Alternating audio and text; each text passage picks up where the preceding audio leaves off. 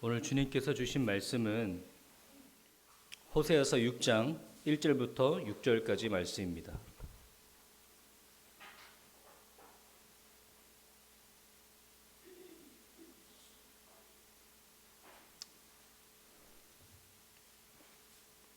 (1절부터 6절까지) 말씀을 교독하도록 하겠습니다. 오라, 우리가 여호와께로 돌아가자. 여호와께서 우리를 찢으셨으나 도로 낫게 하실 것이요 우리를 치셨으나 싸매어 주실 것임이라.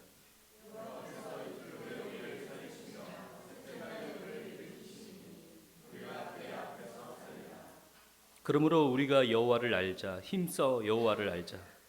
그의 나타나심은 새벽빛같이 어김없나니 비와 같이 땅을 적시는 늦은 비와 같이 우리에게 임하시리라 하니라.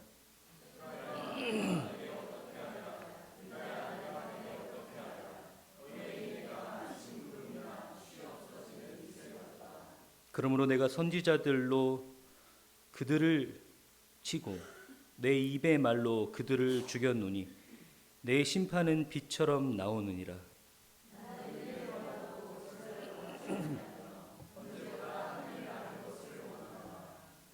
아멘.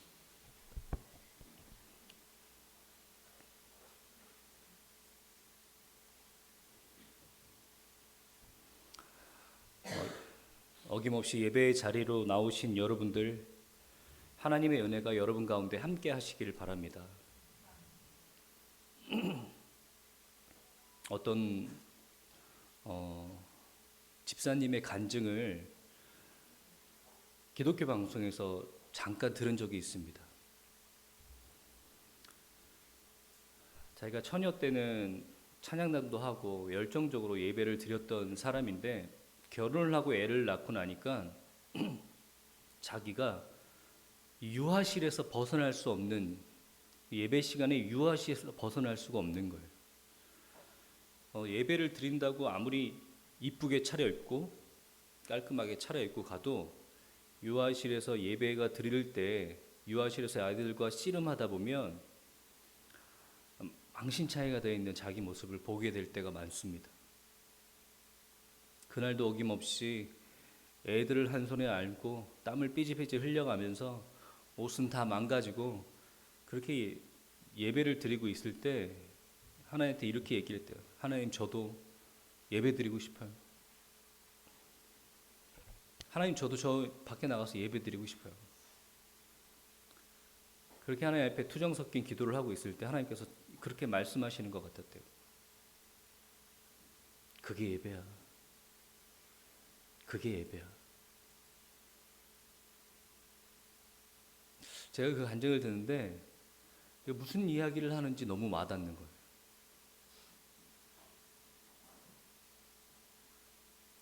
정말로 그가 그 아이를 양육하면서 그가 드릴 수 있는 그 자리에서의 하나님께 드릴 수 있는 최고의 예배고,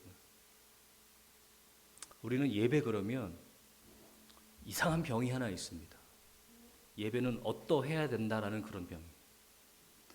근데 성경에는 예배가 어떠해야 되는 데에서 한마디밖에 안 합니다. 뭐라고요? 진정과 신령으로 드리는 예배.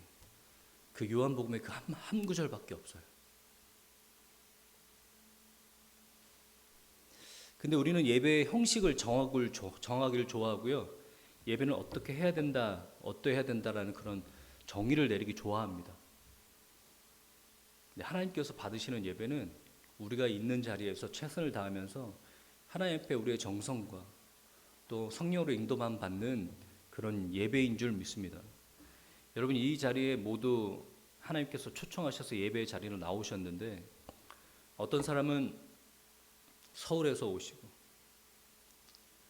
또 어떤 사람은 굉장히 바쁜 와중에도 예배를 드려야 되겠다라는 생각에 주일날 주일 성수하시면서 예배에 오신 줄 압니다.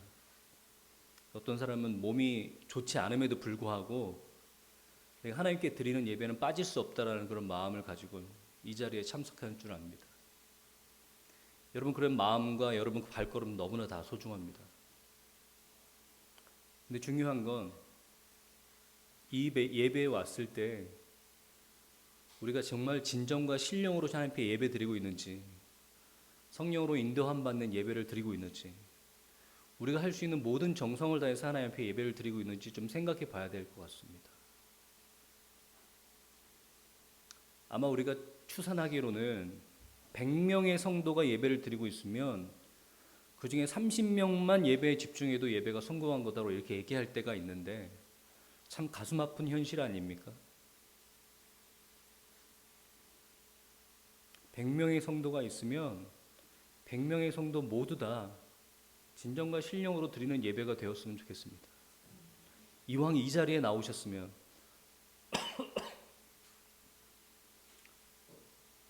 이왕 예배하는 자리에 나오셨으면 하나님께서 받으시는 예배를 드리시는 여러분 되시길 바랍니다.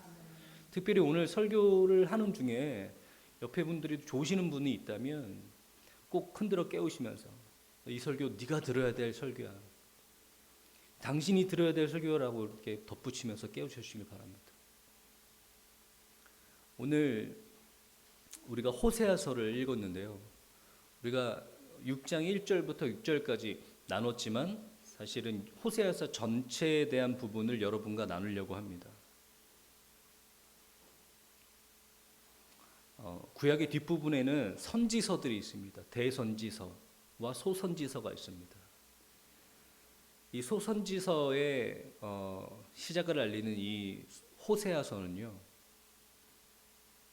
독특한 배경이 있는데, 이스라엘이 후반기에 둘로 나뉘는 거 아시죠? 북이스라엘과 남유다로 나뉩니다. 그래서 다윗의 아들 솔로몬이 다윗의 뒤를 이어서 이스라엘을 점령했을, 이스라엘 왕이 됐을 때 그것을 반대하는 여로보암, 그것을 반대하는 다른 왕들이 북이스라엘로 갈라지게 됩니다. 그래서 그 북이스라엘을 향한 호세아를 통해서 하나님의 말씀이 전달되는 것이 이 호세아서입니다. 그래서 이 호세아서 1장 1절에는요 이렇게 시작합니다. 우시아와 요담과 아하스와 히스기야가 이어 유다 왕이 된 시대에 곧 요아스의 아들 여로보암이 이스라엘 왕이 된 시대에 부엘리의 아들 호세아에게 임한 여호와의 말씀이라. 우시아와 요담과 아하스와 히스기야가 남유다의 왕이었을 때 여로보암이 북이스라엘을 다스렸을 때라고 얘기합니다. 근데 지금은 그 제가 말씀드린 그 여로보암은요, 지금 여로보암 2세입니다. 1세가 아니고요. 여로보암 2세 때 호세아에게 임한 여호와의 말씀이니라. 여러분, 이 북이스라엘이 남유다랑은 다르게 이 이방족 속과 이 결혼을 하거나 그런 이방의 그런 문화들을 받아들이기 시작했어요. 좀 이 북이스라엘은 남유다랑은 좀 다르게 그런 이방의 그런 문화들을 무분별하게 받아들였던 나라입니다. 그러다 보니까 항상 그 이방 신에 대한 우상에 관한 문제가 그들을 괴롭혔어요. 근데 지금 이 여로보암 2세 때는 어떤 배경을 갖고 있냐면 열왕기하 14장 25절에 보면 이스라엘의 하나님 여호와께서 그의 종 가드헤엘 아미떼의 아들 선지자 요나를 통하여 하신 말씀과 같이 여로보암이 이스라엘 영토를 회복하되 하맛 어귀에서부터 아라바 바다까지 하였으니, 이 여로보암 때 북이스라엘이 이전에 없었던 북이 영화를 누립니다. 옛날부터 북이스라엘은 남유다보다는 가난했어요. 항상 가난했습니다. 그런데 하나님께서 북이스라엘을 풍요롭게 만드셨어요. 여로보암 때, 여로보암 2세 때. 아무도 하나님께서 이들이 자꾸 우상에 기대는 것이, 이들이 자꾸 하나님께로 돌아오지 않는 것이 그들이 너무나 강량하고 궁핍했기 때문이다라고 생각하셨는지 그들을 풍요롭게 하셨습니다. 정치적으로, 군사적으로, 경제적으로 북이스라엘이 가장 풍요로웠을 때였어요.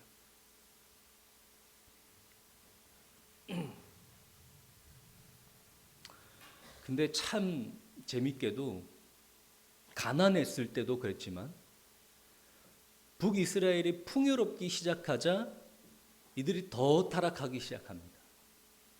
더 하나님께로 더 멀리 나가기 시작합니다. 제가 이 말씀을 보면서 참 이 크리스찬들은, 성도들은 이 가난이고 또 부요함이고 이런 것들이 절대로 이 우리의 믿음과 연결돼서는 안 된다고 생각합니다. 그리고 진짜로 우리가 믿음이 있는 사람들은요, 가난할 때 그 가난 때문에 하나님 앞에 나아가고요, 부요할 때 그 부요함 때문에 또 하나님 앞에 나아갑니다. 근데 어떤 사람들은요, 부요할 때든 또 가난할 때든 여러 가지 이유로 하나님을 떠납니다. 부요할 때는 어떻습니까? 여러 가지 모든 것들이 다 풍족하고 또 이 부족한 것이 없다 보니까 하나님을 찾을 일이 없어요. 그래서 하나님을 떠납니다. 가난할 때는 어떻습니까? 나를 이렇게 가난하게 고생하게 하시는 하나님은 안 계시다라고 하나님을 떠나요. 진짜 크리스찬들은요, 가난할 때는 가난한 것 때문에 하나님을 찾아요. 부요할 때는요, 부요함 때문에 또 하나님을 찾습니다.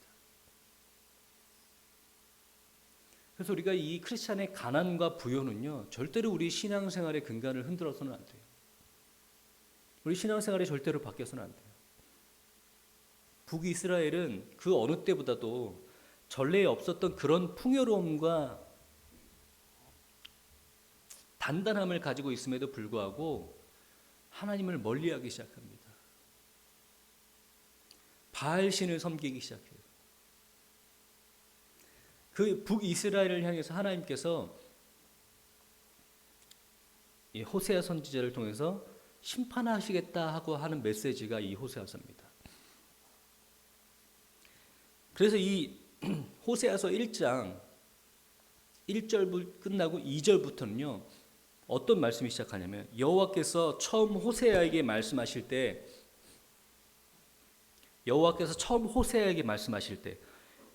여호와께서 호세아에게 이르시되 너는 가서 음란한 여자를 맞이하여 음란한 자식들을 낳아라. 이 나라가 여호와를 떠나 음란함이라 하시니. 호세아에게 처음 말씀하실 때 하나님께서 호세아에게 처음 말씀하시는데 뭐라고 말씀하시냐면, 가서 음란한 여자를 맞이하여 음란한 자식을 낳으래요. 이 나라가 여호와를 떠나 크나게 음란하다 하시니. 음란이라는 말이 지금 몇 번이나 나옵니까? 호세아에게 처음 말씀하시는데 가서 음란한 여자를 아내로 맞이하래요. 음란한 자식들을 낳으래요. 그 이유가 뭐냐면 이 나라가 하나님을 떠나서 크게 음란하고 있다는 거예요.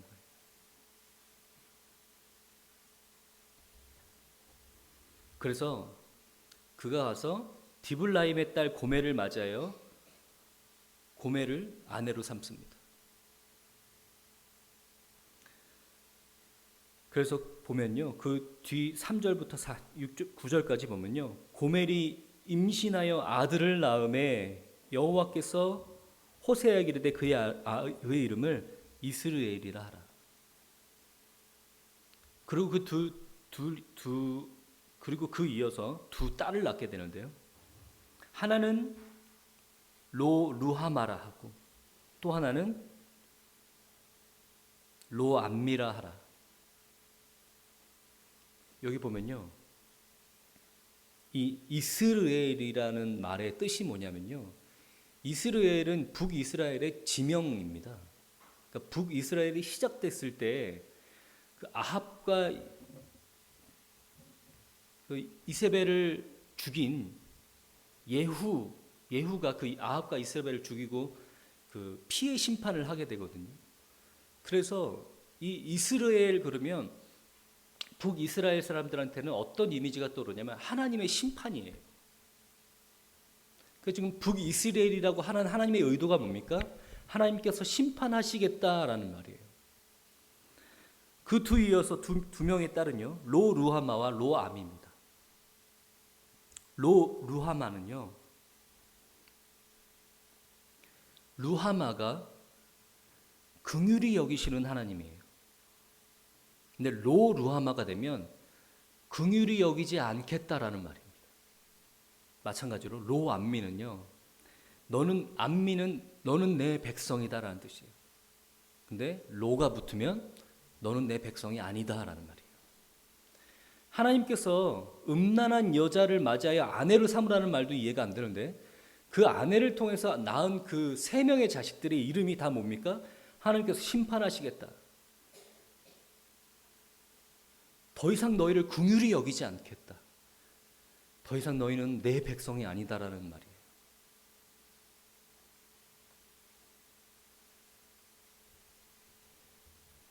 하나님께서 너희가 크게 음란하여서 하나님을 떠났다. 내가 더 이상 너희를 내 백성으로 삼지 않고 너희를 긍휼히 여기지 않겠다. 너희를 심판하겠다는 말씀하십니다. 저는 이 말씀을 보면서 이해가 되질 않더라고요. 하나님께서 심판하시고자 말씀하시는 것들이 왜 그의 음란한 아내를 맞이하는 것을 통해서 또 그의 자식의 이름을 통해서 왜 이렇게 말씀하실까? 처음엔 이해가 안 되는 거예요. 하나님 다른 방법 하실 수 있거든요. 그리고 선지자라는 거는요, 그 어떤 것보다 특별하게 거룩하게 구별되어야 될 사람인데 음란한 여자를 아내로 맞이한다니요. 하나님께서는요, 이스라엘 백성이 지금 하나님 앞에서 이 음란을 통해서 이렇게 하나님을 떠났다라는 것을 통해 말씀하시고자 하는 그런 하나님의 의도거든요. 이 고멜이라는 여자가요, 호세아가 그를 아내로 삼았음에도 불구하고 호세아를 떠납니다. 도망가요. 그래서 그가 이전에 했던 그런 매춘부의 삶을 그대로 이어갑니다. 남의 호세아의 아내인데도 불구하고 또 호세아를 통해서 세 명의 자식을 낳았음에도 불구하고 호세아를 떠나서 매춘부의 삶을 이어가요. 하나님께서 그 호세아에게 뭐라고 말씀하시는지 아세요? 네가 다시 가서 그 아내를 찾아오라. 지금 남의 다른 남자의 아내로 살고 있는 그 고멜을 가서 돈을 지불해서 그 아내를 다시 데리고 오라.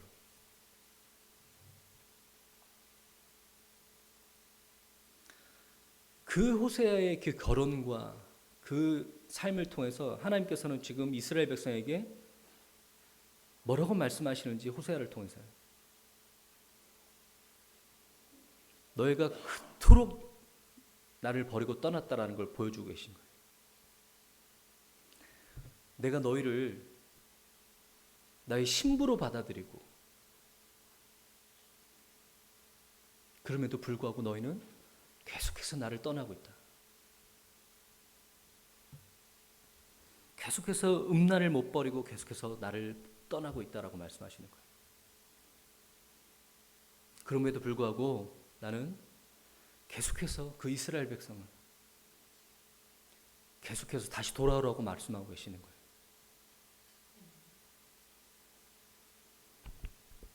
여러분, 우리를 향해서 하나님께서 지금 뭐라고 말씀하시냐면 여호와께로 돌아와라. 여호와께로 돌아와라. 음란을 버리고 여호와께로 돌아와라. 내가 너희를 포기하지 않고 너희는 나를 반복하고 떠나고 나를 버렸어도 나는 너희를 포기하지 않고 너희에게 계속해서 부르고 있는데 여호와께로 돌아와라. 하나님 무슨 말씀이십니까?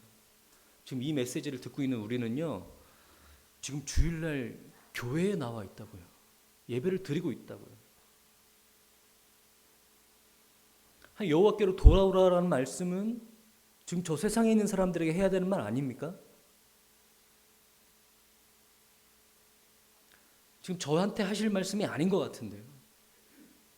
아니요. 잘 들어보세요. 지금 하나님께서 심판하시겠다라는 이유가 뭡니까? 너희가 음란하기 때문이다라는 거예요. 음란하기 때문이다. 바알신을 섬기고 바알신의 영향을 받았던 이 북이스라엘 사람들이 그 바알신에게 제사를 드리는 그 행위 자체가 음란과 연결되어 있기 때문에 그들의 음란의 문화가 퍼져 있었다는 건 사실입니다. 하지만 호세아서에서 나오는 이 음란함에 대해서 우리가 좀 더 깊게 생각해 볼 필요가 있어요.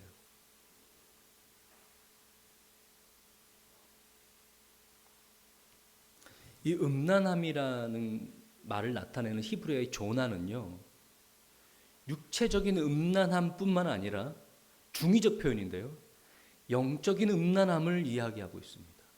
영적인 음란함. 영적인 음란함이라는 게 뭘까요? 바로 이 이스라엘 백성에게 나타나는 모습들인데요. 그들이 음란한 생활을 하고 있다는 것은 이 영적인 음란함에서 나오는 생활의 모습이에요.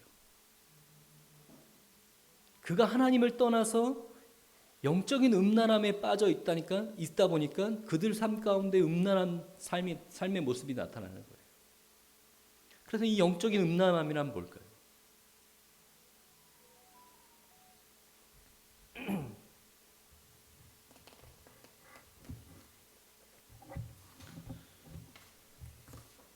호세아서 2장 4절부터 5절입니다.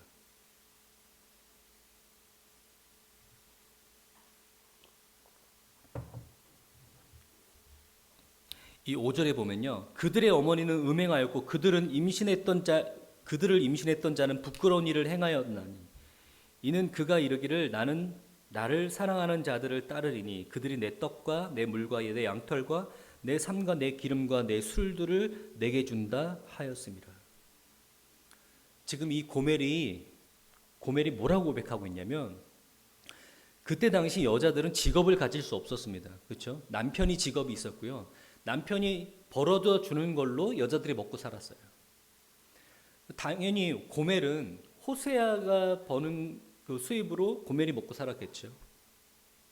근데 이 고멜이 호세아를 버리고 떠나서 다른 남자들과 함께 살면서 지금 뭐라고 얘기해요?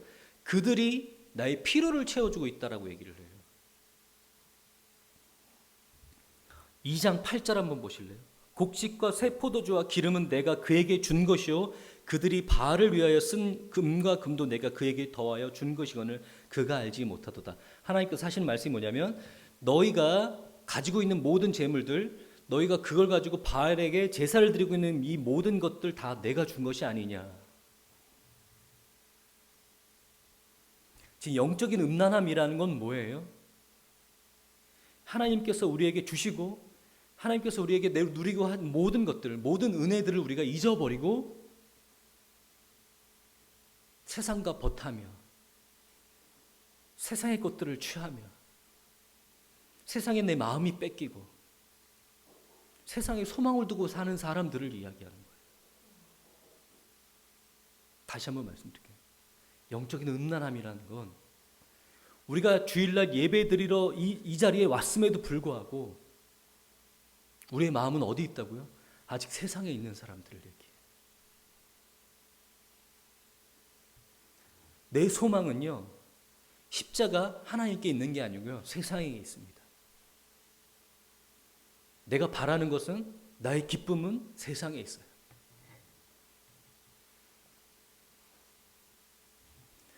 너에게 준 재물은, 너에게 준 부는 내가 너희에게 준 것이 아니냐. 근데 우리가 그 부와 재물 갖고 어떻게 사용한다고요?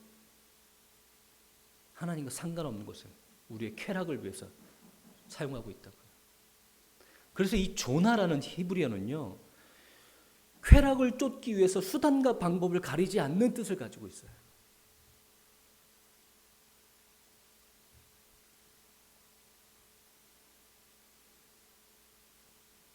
여러분의 심령 가운데 깊숙이 이 말씀을 들으시길 바랍니다.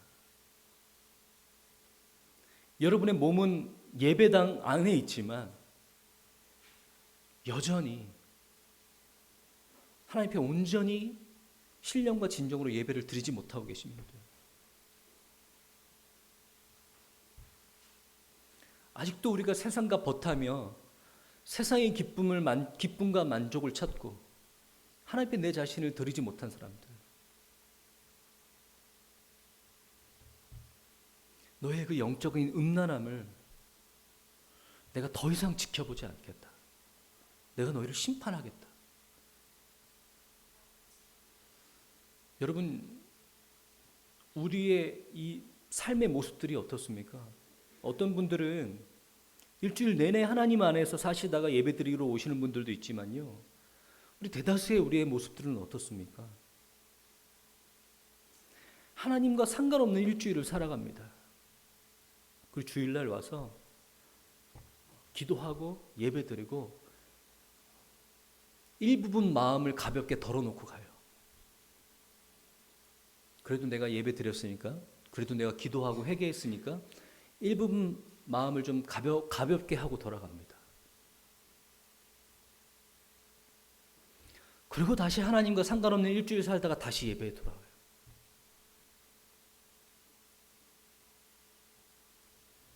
또 어떤 사람들은요, 하나님, 내가 내 죄를 버리고 내 죄의 모습들을 버리고 하나님께서 돌아가겠습니다라고 얘기를 해요. 그런데 그 사람의 중심은, 그 사람은 그렇게 고백한다고 할지 모르지만 그 사람의 중심은 아직 그럴 마음이 없어요.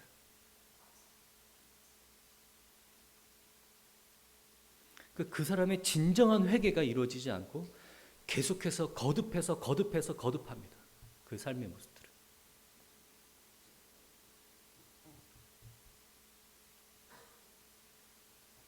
여러분, 이런 것들이 영적인 음란함이에요. 여러분 안에 내가 여호와께로 돌아가겠다, 내 죄의 모습들을 끊어내겠다라고 말씀을 고백했다면 여러분의 삶의 방향이 바뀌어야 돼요. 내가 그것을 완벽하게 이루지 못했다 할지라도 내 중심이 그것을 위해서 계속해서 쫓아가야 돼요. 아무렇지도 않게 반복하면서 뻔뻔하게 하나님 앞에 앉아서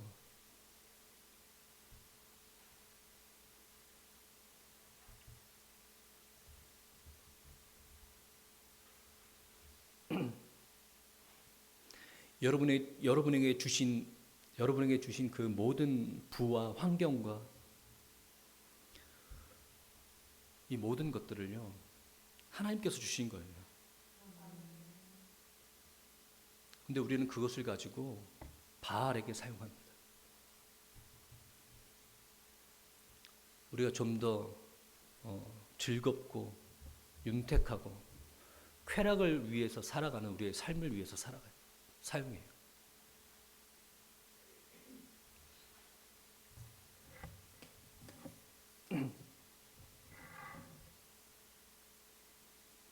하나님께서는 우리에게 계속해서 말씀하십니다.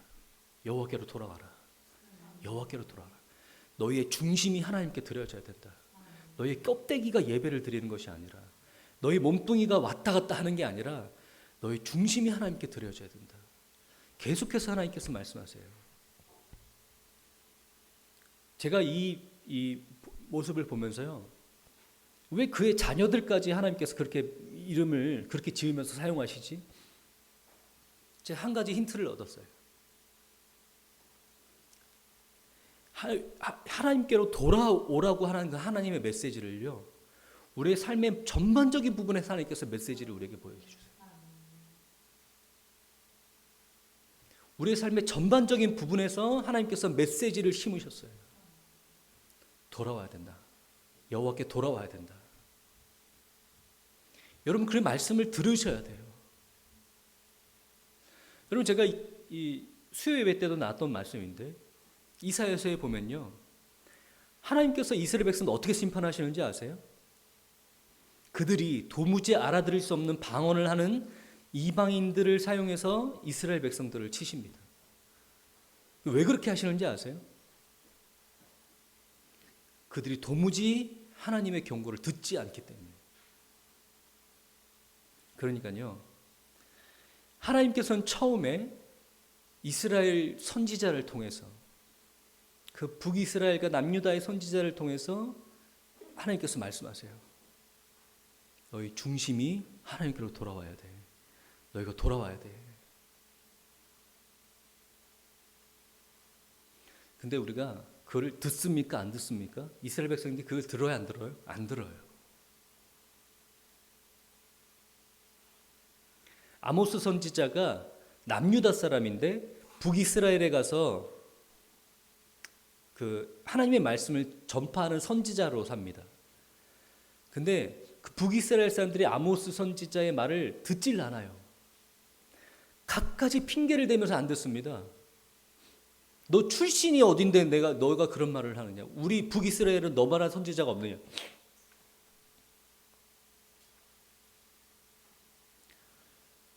여러분, 우리가 큐티를 할 때, 나눔을 할 때, 예배를 드릴 때, 묵상을 할 때 하나님께서 우리에게 말씀하실 거예요.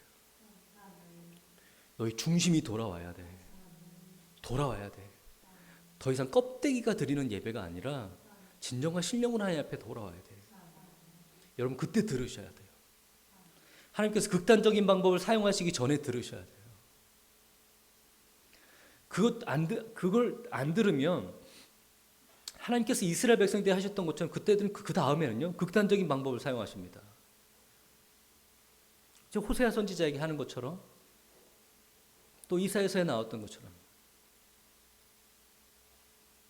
하나님은요, 이방 족속을 들어서 이스라엘 백성들을 치고 싶으셨습니까? 아니요. 하나님도 그러고 싶지 않았어요. 근데 그들이 도무지 하나님의 말을 듣지 않아요. 너희 그 이중적인 신앙생활을 그만둬라.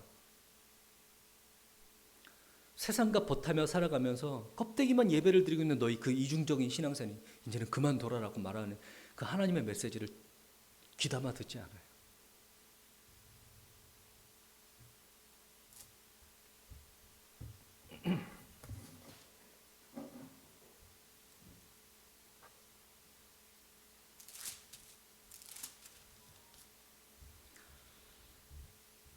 그래서 호세아 선지자를 통해서 북이스라엘 사람들에게 전파합니다. 하나님께서 심판하실 것이라는 거죠. 그러자 오늘 본문 말씀에 보면요, 그 백성들이 지금 어떻게 고백합니까? 오라, 우리가 여호와께로 돌아가자. 여호와께서 우리를 찢으셨으나 도로 낫게 하실 것이요 우리를 치셨으나 싸매어 주실 것입니다. 여호와께로 돌아가, 이렇게 고백하고 있는 거예요. 우리가 여호와께로 돌아가자. 여호와께서 이틀 후에 우리를 살리시며 셋째 날에 우리를 일으키시니 우리가 그의 앞에 살리라. 그러므로 우리가 여호와를 알자. 힘써 여호와를 알자. 그의 나타나심은 새벽빛같이 어김없나니 비와 같이 땅을 적시는 늦은 비와 같이 우리에게 임하시리라 하니라. 여호와께로 돌아가자. 우리가 여호와를 알자. 여호와께로 돌아가자 끝나는 게 아니라 우리가 힘써 여호와를 알자 이렇게 고백합니다. 근데 우리는 여기까지는 너무나 익숙하고 찬양으로도 잘 고백하는데 그 다음에 4절에 하나님께서 뭐라고 말씀하십니까? 에브라임아, 내가 내게 어떻게 하랴? 유다야, 내가 내게 어떻게 하랴? 지금 이 반응이 너무나 이상하죠.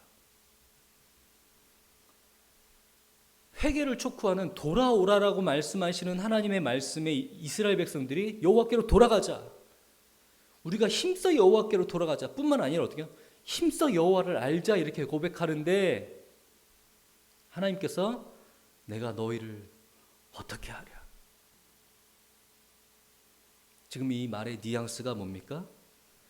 하나님께서 그래 잘했다, 환영한다 이게 아니죠. 내가 너를 어떻게 하면 좋니?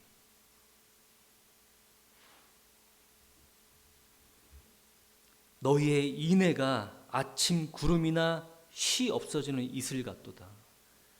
너희의 인애가 아침 이슬이나 쉬 없어지는 구름 같도다. 아침 이슬과 구름은 어때요? 금방 없어지는 것들이죠. 이스라엘 백성들이 지금 그렇게 고백하는데 내가 너를 어떻게 하면 좋니 너희를.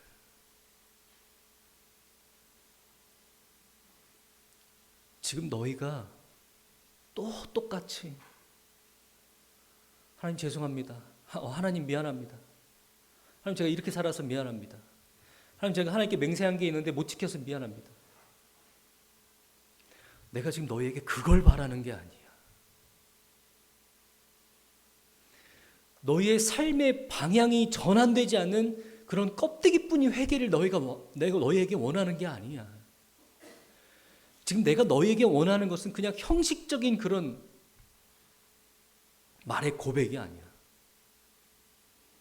아침 이슬처럼 구름처럼 그냥 잠깐 맹세하고 돌아서는 그런 껍데기 뿌긴 회개를 매기하는 게 아니야.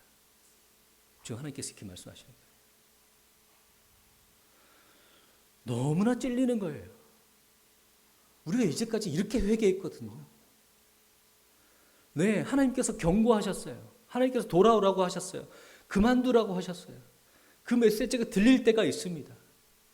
우리의 양심을 통해서 또 말씀을 묵상할 때, 기도할 때 그 메시지가 들릴 때가 있어요. 근데 우리는 어떻게 얘기했냐면 여호와께로 돌아가 힘써 여호와를 알자. 우리의 입술로 그렇게 고백했어요. 근데 하나님께서 우리 그 고백을 들으시면서 말씀하시기를 내가 너를 어떻게 하면 좋니? 내가 원하는 건 그게 아니야. 지금 그러면서 뭐라고 얘기해요? 말씀하십니까? 6절에 나는 인애를 원하고 제사를 원하지 아니하며 번제보다 하나님을 아는 것을 원하노라. 이렇게 얘기해요. 나는 인애를 원하고 제사를 원하지 아니하며 번제보다 하나님을 아는 것을 원하노라. 이게 지금 평행 구조예요. 제사는 번제와 똑같은 말입니다. 그럼 뭐랑 똑같은 말이에요? 인애와 하나님 아는 것. 그래서 지금 우리가 이 말씀을 보면서 나는 너의 그 껍데기뿐인 고백, 너희가 아무렇지도 않게 반복하고 있는 그 회개, 그거 원하는 게 아니라 인애를 원한다. 그럼 우리가 인애가 뭔지를 알아야 돼요. 인애는 우리가 너무나 잘 알고 있는 히브리어 헤세드란 말인데요. 자비, 긍휼이란 뜻입니다. 그런데 우리가 그것을 그냥 직역하면 안 되고 여기서 하나님께서 말씀하신 인애가 뭘까? 이게 하나님을 아는 것이라고 얘기하는데 그러면 곧 하나님을 아는 것은 뭘까?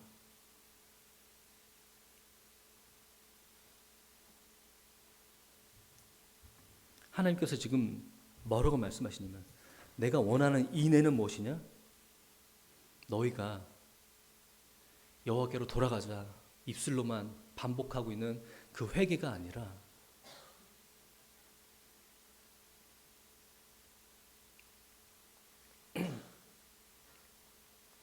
진정으로 너희가 하나님을 알고 하나님을 너희 신부로 모셨다면 너희 삶 속에서 나타나야 되는 그 긍휼과 자비. 그러니까 삶으로 아무런 삶의 아무런 변화도 일으키지 않는 그런 신앙이 아니라 네가 하나님을 알고 있다면 너희 삶 속에서 하나님을 아는 것이 인애를 통해서 나타나야 된다. 그건 뭐예요? 삶의 변화를 가져오는 신앙을 가지고 있어야 된다. 우리가 신앙, 영성 그러면요, 우리는 굉장히 지극히 개인적인 걸로 생각해요.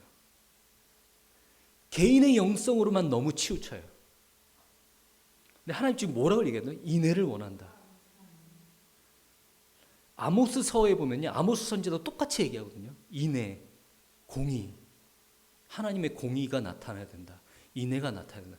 하나님의 공의가 뭔지 아세요?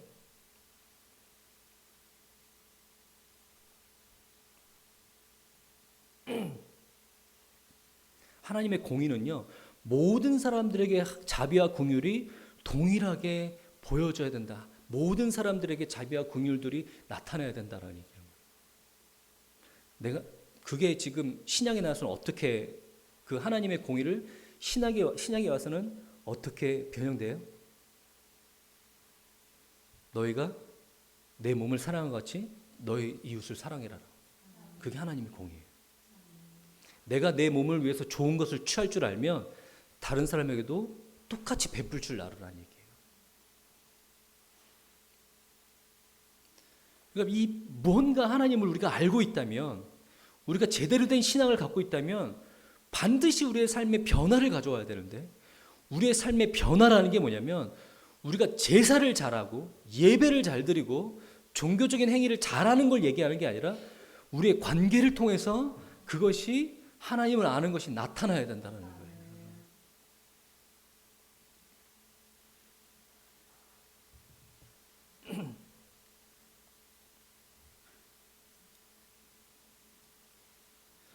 여러분,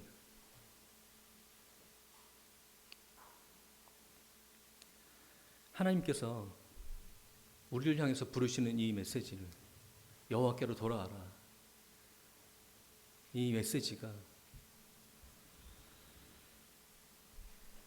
이스라엘 백성이 끊임없이 하나님을 거부하고 넘어졌음에도 불구하고 하나님께서 끊임없이 이스라엘 백성들에게 말씀하세요. 돌아와야 된다. 돌아와야 된다. 하나님의 심판은요, 징계가 목적이 아닙니다. 하나님의 심판은 징계가 목적이 아니에요. 결국에 북이스라엘은 아시리아에게 멸망됩니다. 심판을 받아요. 하지만 그 심판도 결코 징계가 목적이 아니에요. 하나님의 백성들을 하나님께로 돌아오고자 하는 하나님의 방법이에요. 우리는 이제까지 이렇게 신앙생활을 했을지도 모릅니다. 끊임없이 우리의 죄된 생활을 버리지 못하고 세상과 버타는 생활을 버리지 못하고 끊임없이 썬데이 크리스찬으로, 양다리 성도로 살았는지도 몰라요. 그런데 그럼에도 불구하고 그런 우리를 하나님께서 사랑하셔서 오늘도 우리에게 말씀하고 계세요. 계속해서 우리에게 말씀하고 계세요.